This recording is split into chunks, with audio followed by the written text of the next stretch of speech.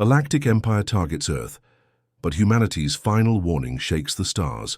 The vast blackness of space remained undisturbed as it had for billions of years. Earth, a blue marble hanging in the void, continued its dance around the sun, unaware of the eyes that now watched it from beyond the asteroid belt. Admiral Tae-ho stood on the command deck of the Imperial flagship, Eternal Dominance, his posture rigid as he studied the holographic display of the third planet, from an unremarkable yellow star. After conquering over 300 worlds for the Galactic Empire, he had expected this mission to be routine, another primitive civilization to be added to the Empire's growing collection. "Preliminary scans complete, Admiral," reported Officer Mina, her fingers dancing across the control panel.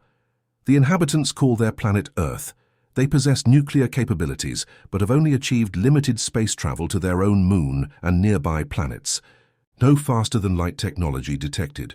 Tae-ho nodded. "Standard assimilation protocol, then. Deploy stealth observers. I want to understand their defense systems before we make contact." Across Earth, in the quiet mountain observatory in South Korea, Dr. Hyunji Park frowned at her computer screen. For weeks, she had been tracking anomalies in Earth's orbital paths, objects that appeared on radar for mere seconds before vanishing. "Look at this pattern," she said to her research partner, Dr. Sunwoo. "These aren't meteors or space debris. The movements are too precise, too deliberate." Sunwoo leaned closer, his brow furrowed. "Are you suggesting—" "I don't know what I'm suggesting," Hyunji admitted, "but whatever these objects are, they're watching us."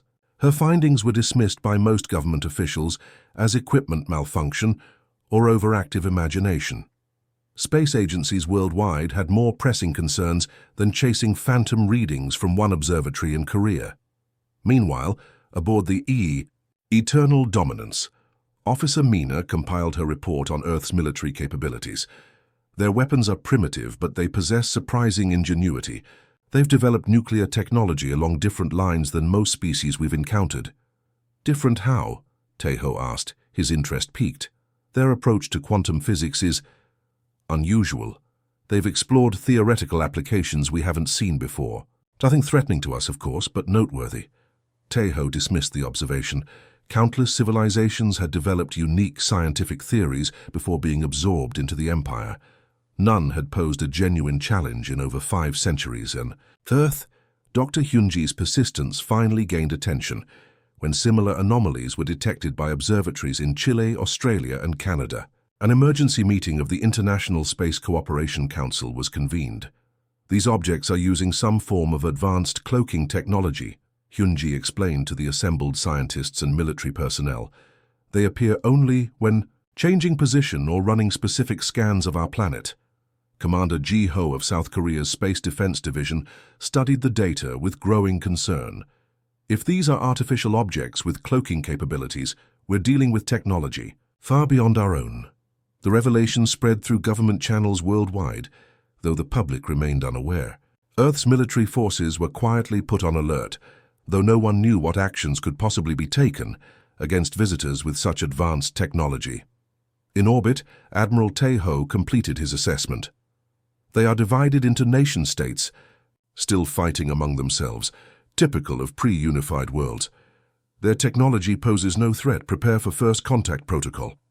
As dawn broke over the Pacific Ocean on an otherwise ordinary Tuesday, the stealth field surrounding the Imperial fleet disengaged.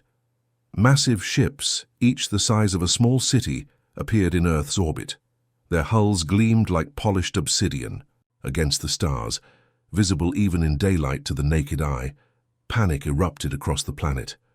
News feeds worldwide showed the same terrifying images, enormous vessels hovering silently above major cities. Traffic stopped, schools closed. People huddled in homes or fled to the countryside. Dr. Hyunji watched from her observatory as one of the smaller ships positioned itself above Seoul. "I tried to warn them," she whispered. "I tried." Commander Ji-ho called from Defense Headquarters. "Dr. Park, we need you here immediately. Your expertise might be our only advantage." On every television, radio, computer, and phone screen across the planet, Admiral Tae-ho's face appeared. His humanoid features were just alien enough to send shivers down the spines of all who saw him. "People of Earth," he began, his voice translated perfectly into each local language. "Your planet has been selected for incorporation into the Galactic Empire. Resistance would be futile and unnecessary. You have 72 hours to surrender and accept Imperial governance." As the message repeated, Dr. Hyunji arrived at military headquarters, her mind racing. Something about the aliens' technology had seemed familiar in the limited data she'd gathered. "Commander," she said as she burst into the crisis room, "I need access to everything we have on quantum entanglement research. There might be something there we can use." The clock was ticking. Humanity had 3 days to find a way to survive. The silence that followed Admiral Tae-ho's ultimatum was deafening. For 6 hours after the broadcast, Earth stood still. Markets closed, borders sealed. Military bases worldwide went to highest alert, though everyone knew their weapons would be useless against ships that could cross galaxies. In the underground, emergency command center beneath Seoul, world leaders gathered virtually on massive screens. Their faces showed the same mixture of fear and determination. "We cannot surrender Earth to these invaders," declared the American president, her voice strained but resolute. "And what alternative do you propose?" asked the Chinese premier. "Our most advanced fighter jets cannot even reach their altitude. Our nuclear weapons would be intercepted before leaving the atmosphere." Dr. Hyunji worked furiously at her station, surrounded by screens displaying data from the alien vessels. Commander Ji-ho stood behind her, watching as she analyzed energy signatures from the Imperial ships. "There's something familiar about their technology," she murmured, eyes never leaving the screen. "Their quantum field signatures match theories. We've been developing—" "Can you explain in simpler terms?" Ji-ho asked. Hyunji pointed to a wavelength pattern. "Every advanced technology has a foundation. Theirs is built on quantum entanglement, linking particles across space. But they've developed it as a weapon. We've been researching it differently." "How does that help us?" "Think of it like music," Hyunji said. "They're playing one song very loudly. We might be able to play a counter-melody that cancels it out." Above them, Admiral Tae-ho watched Earth's reactions with mild interest. Hundreds of planets had faced this moment before. Some fought, some surrendered immediately. All eventually became Imperial territory. "Sir," Officer Mina reported, "we're detecting unusual energy readings from several Earth locations. They appear to be attempting to analyze our ships." "Let them," Tae-ho said with a dismissive wave. "Their sensors cannot penetrate our shields." "There's something odd about their approach," Mina continued, frowning at her console. "They're focusing specifically on our quantum signature." This caught Tae-ho's attention. He moved to her station, studying the readouts. "Impossible. No pre-FTL civilization has ever developed quantum analysis to this degree. On Earth, governments responded officially to the ultimatum, requesting more time to prepare our planet for peaceful integration. The real message was clear: they were playing for time. Admiral Tae-ho granted a 24-hour extension, not out of mercy, but curiosity. These humans were reacting differently than expected. Their communications suggested fear, yet their actions showed coordination he rarely witnessed in primitive species. In laboratories across Earth, scientists worked around the clock, following Dr. Hyunji's breakthrough. The quantum disruption theory had been considered theoretical physics just days ago. Now it represented humanity's only hope. "We need more power," Dr. Hyunji told the assembled world leaders. "Every nuclear reactor, every power plant must be redirected to this effort." "Asked Ji, what exactly are you building?" asked the Russian president. "Not a weapon," Hyunji clarified. "A shield. Their technology relies on quantum entanglement at a specific frequency range. If we broadcast a counter-frequency, we might disrupt their systems temporarily." "Temporarily isn't good enough," said Commander Ji-ho. "It's not meant to defeat them," Hyunji explained. "It's meant to demonstrate that we understand their technology's foundation, to show we're not as primitive as they think." 58 hours into the ultimatum, Admiral Tae-ho grew impatient. "They're stalling," he told his officers. "Prepare a demonstration of our capabilities." A smaller Imperial vessel broke formation, positioning itself above the uninhabited Australian outback. A beam of concentrated energy struck the desert floor. instantly melting sand into glass across 10 square kilometers. The message was clear: cooperate or face extinction. World leaders watched in horror as satellite images showed the perfect circle of destruction. Sam immediately called for surrender, but in her lab, Dr. Hyunji had just completed the final calculations. "The disruption field is ready," she announced, "but we need to position the emitters strategically around the globe. We'll need 12 hours. "We don't have 12 hours, Commander Jiho said, showing her the latest message from the Imperial flagship. Admiral Taeho had demanded Earth's formal surrender within 6 hours. "Then we work faster," Hyunji said simply. As the deadline approached, Admiral Taeho prepared for Earth's submission ceremony. Every conquest followed the same pattern: initial resistance, demonstration of force, then inevitable surrender. "Sir," Mina interrupted his thoughts, "our sensors are detecting unusual energy buildups at multiple Earth locations." Taeho frowned. "What kind of energy?" "Quantum fields. Similar to our own technology, but the pattern is different." For the first time in his 300-year career, Admiral Taeho felt a flicker of uncertainty. On Earth, Dr. Hyunji activated the Global Disruption Network with a simple command. As the quantum field expanded outward, she whispered, "This is humanity's answer to your ultimatum."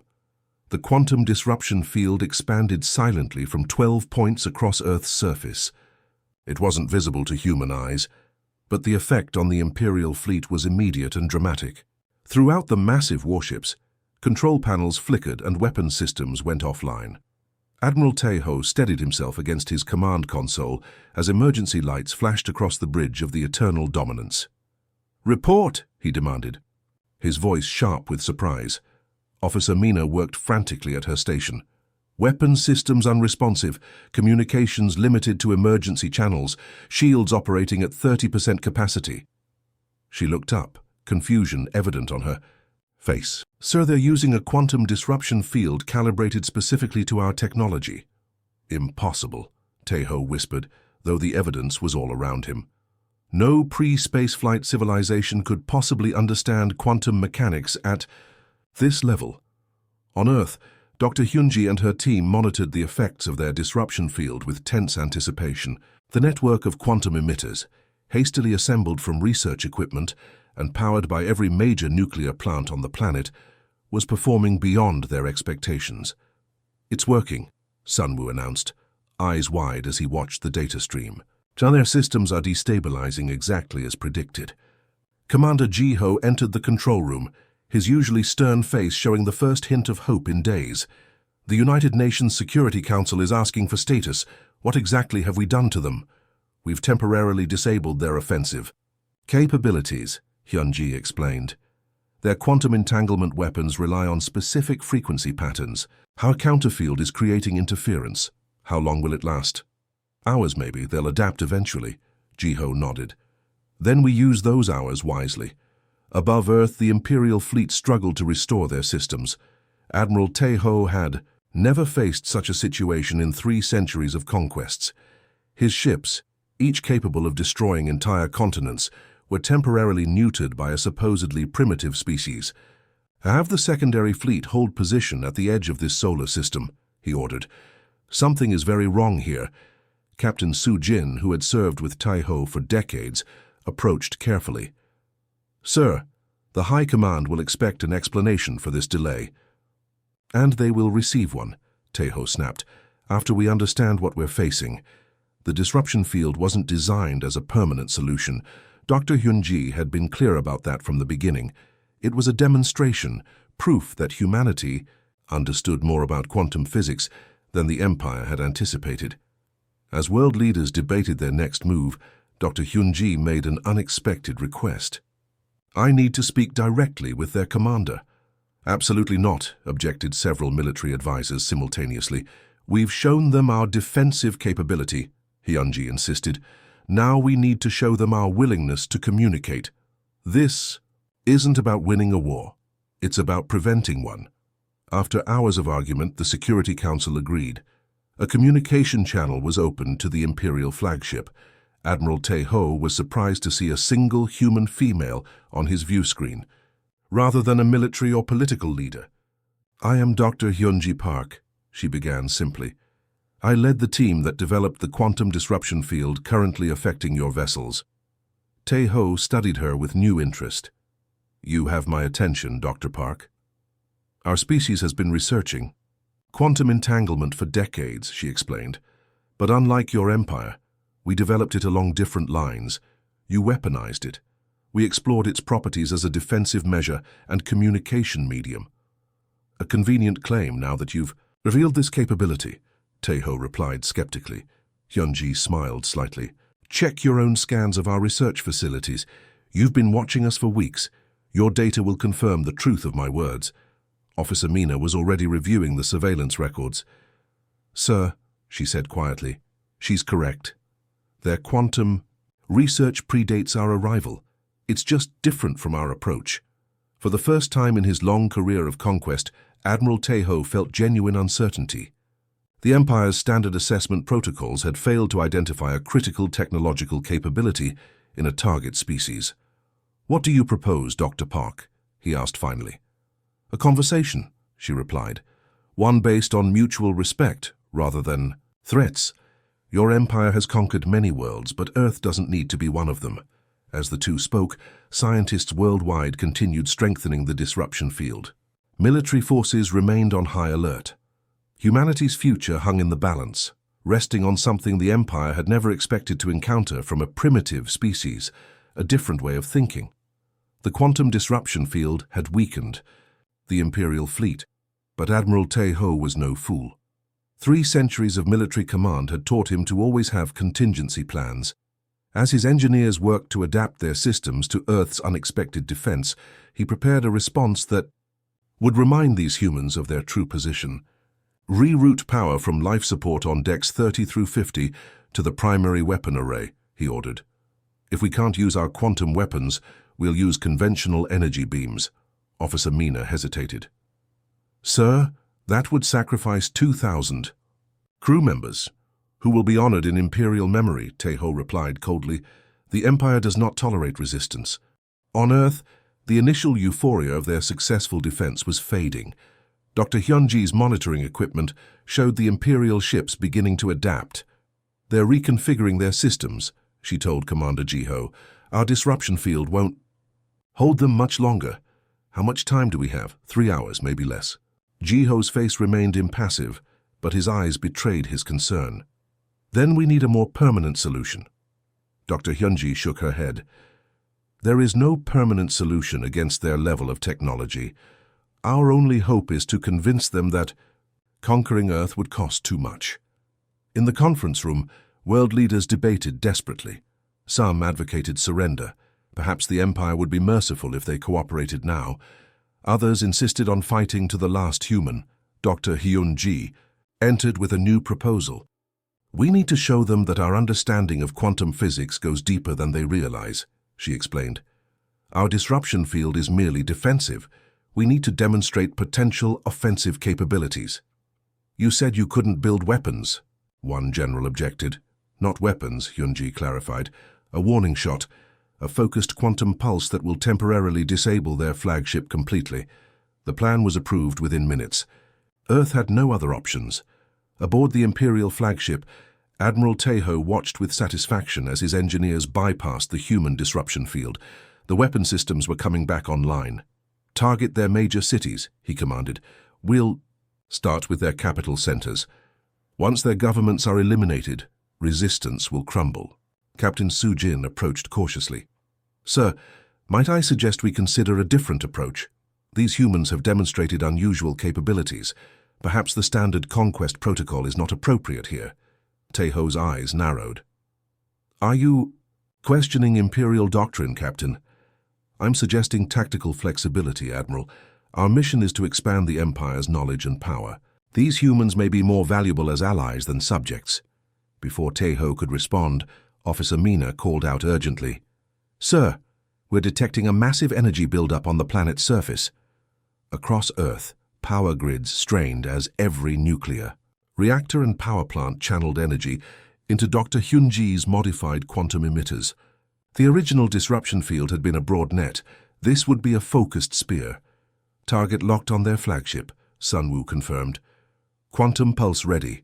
Dr. Hyunji took a deep breath. This is our one chance to show them what we're capable of. If this fails, Commander Jiho placed a hand on her shoulder. It won't fail. Hyunji nodded and pressed the activation control. The pulse was invisible, but its effect was immediate. The Eternal Dominance went completely dark, drifting slightly in orbit as all systems simultaneously shut down. Emergency power flickered on the bridge as Admiral Taeho picked himself up from the floor. Around him, officers scrambled to restore. Basic functions. What happened? He demanded.